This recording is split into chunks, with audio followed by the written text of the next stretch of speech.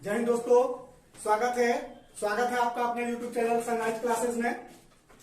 स्वागत है मेरे दोस्तों, जुड़िए लिंक शेयर कीजिए दोस्तों, जुड़िए दोस्तों। इंतजार करने वाले को सिर्फ उतना ही मिलता है जितना कोशिश करने वाले छोड़ देते हैं। जुड़िए मेरे दोस्तों, आज क्यूज सेशन 1 की बातें करते हैं। आज हम लोग क्यूज सेशन 1 में मध्यकालीन भारत के बारे में पढ़ेंगे। जुड़िए दोस्तों, लिंक को शेयर कीजिए और मेरे चैनल पर नए हैं तो सब्सक्राइब कीजिए और बेल आइकन भी दबा लीजिए। मेरे यदि चैनल पर नए हैं आप तो सब्सक्राइब कीजिए और बेल आइकन दबा लीजिए ताकि बराबर आपके पास नोटिफिकेशन आता रहे। जुड़िए मेरे दोस्तों, लिंक शेयर कीजिए, जुड़िए। चलिए अब हम क्वेश्चन की बातें करते हैं। देखिए क्वेश्चन कहता है कि भारत पर आक्रमण करने वाला पहला अरबी कौन था? आंसर दीजिए। ये आपको मध्यकालीन भारत में पढ़ाया गया है। भारत पर आक्रमण करने वाला पहला अरबी आक्रमणकारी कौन था? आंसर दीजिए।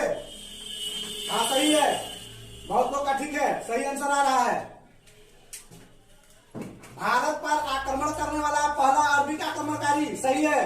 आंसर दीजिए, आंसर दीजिए। सही है। आपको ये मध्यकालीन भारत में पढ़ाया गया है। मध्यकालीन भारत जब पढ़ाई हो रहा था उसमें सब बताया गया है कि मोहम्मद गजनी कब किया था, मोहम्मद गौरी कब किया था, मोहम्मद बिन कासिम कब किया था और कुतुबुद्दीन कब किया था। हालांकि कुतुबुद्दीन तो आक्रमण ही नहीं किया था, आपको ये सब हम अध्ययन करा चुके हैं। देखिए इसका आंसर होगा ऑप्शन नंबर 3। जो ऑप्शन में भी बहुत लोग डरते बता भी है कमेंट करके कि मध्यकालीन भारत में अरबिक आक्रमणकारी, पहला अरबिक आक्रमणकारी ये मुस्लिम भी आक्रमणकारी था, मोहम्मद बिन कासिम, जिन्होंने 712 ईस्वी में आक्रमण किया था। मोहम्मद बिन कासिम कब किया था? 712 ईस्वी में। जिसका मूल उद्देश्य था भारत से धन दौलत को लूट करके ले जाना और भारत में इस्लाम धर्म का प्रचार करना। मोहम्मद बिन कासिम का मूल उद्देश्य यही था कि भारत से धन दौलत को लूट करके ले जाए और यहां पर इस्लाम धर्म का प्रचार प्रसार करे। ये कब किया था? 712 में। उसके बाद देखिए महमूद गजनी। अब बात करते हैं महमूद गजनी की दोस्तों। तो महमूद गजनी जो था 1001 ईस्वी में भारत पर आक्रमण किया था। कब किया था? 1001 ईस्वी में भारत पर महमूद गजनी आक्रमण किया था, जिसका सबसे चर्चित आक्रमण 1024 ईस्वी में हुआ था, जो सोमनाथ के मंदिर को लूटे था। कब दोस्तों? सोमनाथ के मंदिर को 1024 ईस्वी में किसने लूटा था? महमूद गजनी ने। और 1027 में महमूद गजनी का अंतिम आक्रमण था। भारत पर अंतिम आक्रमण कब किया था दोस्तों? 1027 में महमूद गजनी ने। और 1030 में महमूद गजनी स्वर्गवास हो गया था, यानी 1030 में ये खत्म, मृत्यु हो गया था इसका। अब बात करते हैं मोहम्मद गौरी का। मोहम्मद गौरी जो था, मोहम्मद गौरी का पहला आक्रमण 1175 ईस्वी में हुआ था, जो बेकामयाब हो गया था। मोहम्मद गौरी भारत पर पहला आक्रमण कब किया था? 1175 में, जो बेकामयाब था। लेकिन इसका दूसरा जो आक्रमण था वो तराइन का युद्ध जो था वो 1191 ईस्वी में किया था, वो भी हार गया था मोहम्मद गौरी। पृथ्वीराज चौहान से मोहम्मद गौरी का जो युद्ध हुआ था, तराइन का प्रथम युद्ध हुआ था 1191 में, जो मोहम्मद गौरी हारा था। और 1192 में जो युद्ध हुआ था वो मोहम्मद गौरी जीता था और पृथ्वीराज चौहान हार गए थे। तीसरा जो ऑप्शन है, ऑप्शन नंबर 4 जो है ये कुतुबुद्दीन है। कुतुबुद्दीन तो होगा ही नहीं, क्योंकि मोहम्मद गौरी का कुतुबुद्दीन कौन थे? दामाद थे। जब गौरी भारत से धन दौलत को लूट करके लेके गए तो कुतुबुद्दीन को अपना विरासत में दे करके चले गए। चूंकि ये कुतुबुद्दीन जो था ये मोहम्मद गौरी का गुलाम भी था और उनका दामाद भी था, तो इस वजह से ये जब गौरी जा रहे थे भारत को छोड़ करके, तो कुतुबुद्दीन भारत को छोड़ करके जाने लगे तो अपने दामाद, ये कुतुबुद्दीन ऐबक उनके दामाद थे, तो अपने दामाद कुतुबुद्दीन ऐबक को 1206 ईस्वी में ये सारा संपत्ति छोड़ करके चले गए। कौन? कुतुबुद्दीन ऐबक को गौरी गौरी जब भारत से छोड़ करके जाने लगे तो अपने दामाद को यानी कुतुबुद्दीन ऐबक को भारत का सारा संपत्ति छोड़ करके ये चले गए। और कुतुबुद्दीन जो था इनका दामाद भी था और इनका गुलाम भी था। तो उसी वक्त से गुलाम वंश की स्थापना 1206 ईस्वी से भारत में शुरू हो गया। चलिए बात करते हैं नेक्स्ट क्वेश्चन की। देखिए बात करते हैं नेक्स्ट क्वेश्चन का। कह रहा है कि महमूद गजनी भारत पर कितने बार आक्रमण किया है? आंसर दीजिए। महमूद गजनी भारत पर कितने बार आक्रमण किया है? दोस्तों अभी हम बताए थे जब मध्यकालीन भारत पढ़ा रहे थे तो उसमें महमूद गजनी का जब इतिहास हम बताए थे उस समय बताए थे कि महमूद गजनी भारत पर कई बार आक्रमण किया है और कब कब किया है, और सबसे चर्चित आक्रमण के बारे में भी इसका बताए थे हम। आंसर दीजिए। महमूद गजनी भारत पर कितने बार आक्रमण किया है? सही है? नहीं, 11 नहीं होगा। सही है, 17 बार। महमूद गजनी भारत पर 17 बार आक्रमण किया है। चलिए नेक्स्ट क्वेश्चन की बातें करते हैं।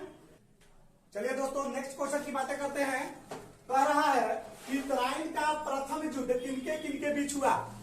बहुत अच्छा क्वेश्चन है, बहुत इंपॉर्टेंट है। आंसर दीजिए दोस्तों। तराइन का प्रथम युद्ध किनके किनके बीच हुआ? बहुत अच्छा क्वेश्चन है। ऑप्शन है मोहम्मद कासिम और गौरी, गौरी एवं कुतुबुद्दीन, मोहम्मद गौरी और जयचंद, गौरी एवं पृथ्वीराज चौहान। आंसर दीजिए। बहुत लोग का सही आंसर आ रहा है। आंसर दीजिए। बहुत लोग का सही आ रहा है। आंसर दीजिए। आंसर दीजिए दोस्तों। शेयर कीजिए, लिंक को शेयर कीजिए, कमेंट करके बताइए। आंसर दीजिए दोस्तों। ये आपको मध्यकालीन भारत में बताया गया है कि तराइन का प्रथम युद्ध किनके किनके बीच हुआ है। चलिए बहुत लोग का सही आंसर है, सही ऑप्शन है। ऑप्शन नंबर 4 को बोले हुआ है लोग, बहुत लोग सही है उनका। ऑप्शन नंबर 4 पृथ्वीराज चौहान एवं मोहम्मद गौरी के बीच हुआ था। मोहम्मद गौरी एवं पृथ्वीराज चौहान के बीच तराइन का प्रथम युद्ध हुआ था जिसमें पृथ्वीराज चौहान विजय हुए थे और गौरी पराजय हुए थे। तराइन का प्रथम युद्ध 1191 में हुआ था जिसमें पृथ्वीराज चौहान जीते थे और गौरी हारा था। दूसरा का युद्ध 1192 में हुआ था जिसमें गौरी जीता था और पृथ्वीराज चौहान हार गया था। अब बात करते हैं 3 जो ऑप्शन है उसका। तो मोहम्मद कासिम और गौरी। देखिए जब कासिम भारत पर आया था तो गौरी का उस समय पता ही नहीं था, गौरी भारत में नहीं आया था। जब कासिम भारत को लूट करके चला गया तब गजनी आया था, गौरी नहीं आया था। ये इसी तरह से झगड़ा होने की बात ही नहीं है। फिर देखिए गौरी और कुतुबुद्दीन। जब गौरी जाने लगा तो अपने दामाद कुतुबुद्दीन को भारत का सल्तनत छोड़ करके चला गया। बस में आ रहा है। जब गौरी जाने लगा तो अपने दामाद कुतुबुद्दीन को भारत की संपत्ति 1206 ईस्वी में छोड़ करके चला गया। ठीक है। अब बात करते हैं ऑप्शन नंबर 3 का, मोहम्मद गौरी और जयचंद। तो गौरी और जयचंद के बीच 1194 में युद्ध हुआ था जो चंदावल का युद्ध था। बस में आ रहा है। तराइन का युद्ध नहीं था, चंदावल का युद्ध 1194 में हुआ था जयचंद और मोहम्मद गौरी के बीच। अब बात करते हैं नेक्स्ट क्वेश्चन की। चलिए बात करते हैं नेक्स्ट क्वेश्चन का। कह रहा है कि कुतुबुद्दीन ने अपनी राजधानी कहां बनाई? कुतुबुद्दीन जब गुलाम वंश का सिंहासन पर बैठा, दिल्ली के सल्तनत पे जब कुतुबुद्दीन बैठा तो वो अपनी राजधानी कहां पर बनाया था? आंसर दीजिए। ये सब मध्यकालीन भारत में आपको बता दिया गया है। आंसर दीजिए दोस्तों। वक्त को जिसने ना समझा उसे मिटना पड़ा, अगर बच गया तलवार से तो फूल से कटना पड़ा। दोस्तों वक्त को पहचानिए, वक्त बहुत ही कीमती है। आप बैठे हैं, आपका वक्त निकल रहा है। आंसर दीजिए। वक्त बहुत ही कीमती है। आंसर दीजिए दोस्तों। सही है। नहीं, दिल्ली नहीं। सही है, लाहौर। कुतुबुद्दीन ने अपनी राजधानी कहां बनाया था? लाहौर बनाया था। चलिए ऑप्शन पर हम लोग बात करते हैं। ऑप्शन में नई दिल्ली दे रहा है। ये गुलाम वंश में पहले जो संस्थापक थे कुतुबुद्दीन ऐबक, वो अपनी राजधानी लाहौर बनाए थे। उनके बाद कुतुबुद्दीन के मृत्यु के बाद इनके दामाद इल्तुतमिश आए और इल्तुतमिश ने अपनी राजधानी नई दिल्ली बनाए थे। समझ में आ रहा है? इल्तुतमिश जो थे अपनी राजधानी नई दिल्ली बनाए थे। चलिए नेक्स्ट क्वेश्चन की बातें करते हैं। चलिए क्वेश्चन है दोस्तों, कह रहा है कि लाख बख्श किसका उपनाम है? आंसर दीजिए। ये आपको मध्यकालीन भारत में बताया गया था जब हम पढ़ा रहे थे कुतुबुद्दीन के बारे में और इन लोग के बारे में, तो उसमें बताए थे हम इल्तुतमिश, कुतुबुद्दीन, रजिया, इस सब के बारे में जब हम पढ़ा रहे थे तो उसमें आपको बताया गया है कि लाख बख्श किसका उपनाम है। लाख बख्श के मतलब होता है लाखों का दान देने वाला। याद कीजिए, आंसर दीजिए। लाखों का दान देने वाला किसे कहा जाता था? बहुत अच्छा क्वेश्चन है। सही है, सही है। नहीं बाबू, गलत है। चलो ठीक है, सही है। हाँ, कुतुबुद्दीन ऐबक। कुतुबुद्दीन ऐबक लाख बख्श यानी लाखों का दान देने वाला कुतुबुद्दीन ऐबक को कहा जाता था। चलिए नेक्स्ट क्वेश्चन की बातें करते हैं। कह रहा है कि 2.5 दिन की झोपड़ा किसने बनवाया? 2.5 दिन की झोपड़ा किसने बनवाया? आंसर दीजिए। ऑप्शन आपके सामने दिख रहा है। पहला ऑप्शन है इल्तुतमिश, दूसरा है आराम शाह, तीसरा कुतुबुद्दीन और चौथा अल-तुनिया। आंसर दीजिए, आंसर दीजिए। सही है, ठीक है। आंसर दीजिए, आंसर दीजिए दोस्तों।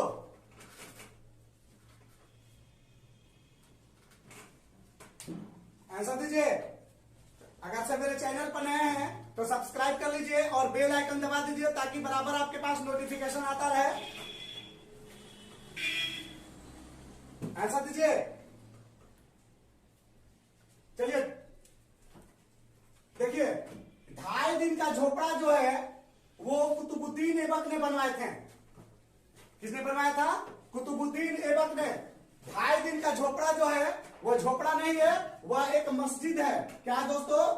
2.5 दिन का झोपड़ा एक झोपड़ा नहीं है, यह एक मस्जिद है जो राजस्थान में है। कहां पर है? राजस्थान के शहर अजमेर में है। अजमेर आप शहर का नाम सुने होंगे, बहुत विख्यात शहर है। अजमेर शहर में 2.5 दिन का मकबरा है, झोपड़ा मस्जिद है, जिसने कुतुबुद्दीन ऐबक ने बनवाया था। किसने बनवाया था? कुतुबुद्दीन ऐबक ने बनवाया था। चलिए नेक्स्ट क्वेश्चन की बातें करते हैं। देखिए नेक्स्ट क्वेश्चन कह रहा है कि 40 तुर्क सरदारों का गठन किसने किया था? आंसर दीजिए दोस्तों। 40 तुर्क सरदारों का गठन किसने किया था? बड़ा ही रोचक था ये, हम आपको बताए थे। 40 तुर्क सरदारों में जब रजिया के बारे में हम पढ़ा रहे थे तो उसमें हम आपको बताए थे, बड़ा ही ये रोचक कहानी था। आपको याद होगा 40 तुर्क सरदारों का गठन किसने किया था? आंसर दीजिए, आंसर दीजिए दोस्तों। वक्त को जिसने ना समझा उसे मिटना पड़ा, यदि बच गया तलवार से तो फूल से कटना पड़ा। इसलिए करके वक्त को जया मत कीजिए। आंसर दीजिए। और जो अब तक मेरे चैनल को सब्सक्राइब नहीं किए हैं तो सब्सक्राइब कर लें। आंसर दीजिए। कहता है कि 40 तुर्क सरदारों का गठन किसने किया? ऑप्शन की बातें करते हैं। ऑप्शन नंबर 1 रजिया, रजिया सुल्तान है। Option number 2 Iltutmish, option number 3 Qutubuddin Aibak, और इनमें कहता है कि सभी। बताइए कौन होगा? अरे आपको पढ़ाया गया था कि 40 तुर्क सरदारों का गठन इल्तुतमिश ने किया था। किसने किया था? इल्तुतमिश ने। ये इल्तुतमिश के मंत्रिमंडल में रहते थे और इल्तुतमिश जो कोई भी डिसीजन लेना होता था तो यही 40 तुर्क सरदारों से ही सोच समझ करके लेता था। और ये 40 तुर्क सरदारों ने ही रजिया को महिला होते हुए भी सिंहासन पर बैठाया था।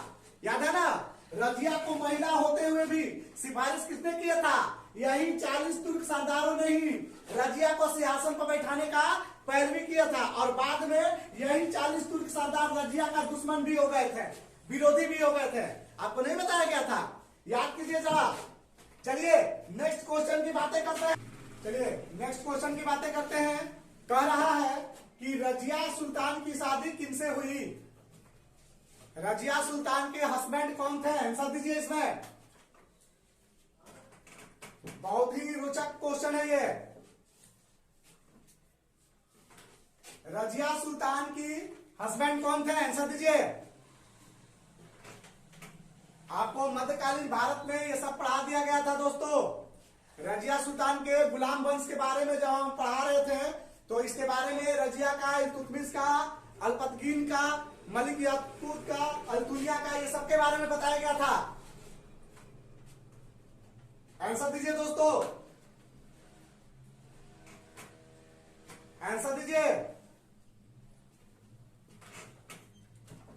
कुछ लोगों का सही है, सही है, हाँ सही है, आंसर दीजिए।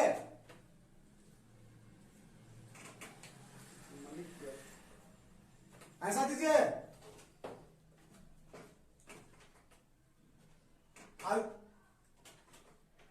रजिया सुल्तान की शादी अल्तुनिया से हुआ था। किससे हुआ था? अल्तुनिया से। ये मलिक याकूत जो थे रजिया सुल्तान का बचपन का प्रेमी थे। कौन थे?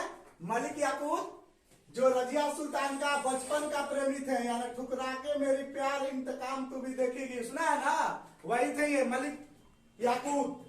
और अल्तुनिया जो था ये रजिया के खिलाफ जंग लड़ रहा था। रजिया से और अल्तुनिया से जो युद्ध हो रहा था, जिसमें रजिया हारने लगे थी, तो अल्तुनिया को शादी का ऑफर दिए थी, याद है ना? पढ़ाए थे।